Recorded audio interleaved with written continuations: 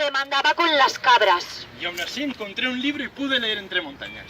Me han dicho que eras pobre, como las ratas. Las ratas son astutas, le arrancan mendrugos de pan a las piedras.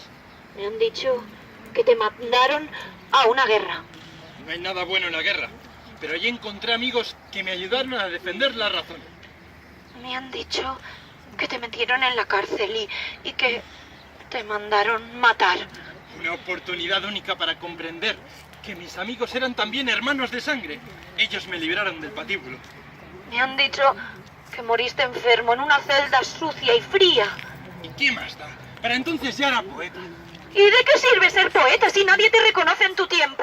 A Cervantes tampoco lo reconocieron y es el escritor más grande de la literatura universal. Este mundo no reconoce a los genios. En el pasado quemaron a mujeres por ser brujas, a científicos por lanzar blasfemias contra Dios, a inocentes por no compartir un credo. ¿Y qué más da? ¿Eso los hace menos mujeres, menos científicos o menos inocentes? No. Yo fui poeta, aunque solo me escuchaban truanes, rateros y malajes que compartían mi celda. Bueno, también me escuchaban las cabras y las ovejas, aunque algunas de estas se aburrían enseguida y se echaban a pastar. Pero, ¿acaso no hay existencia más solaz que recostarse sobre la hierba en lo alto del risco y dejar que el sol temple tu rostro?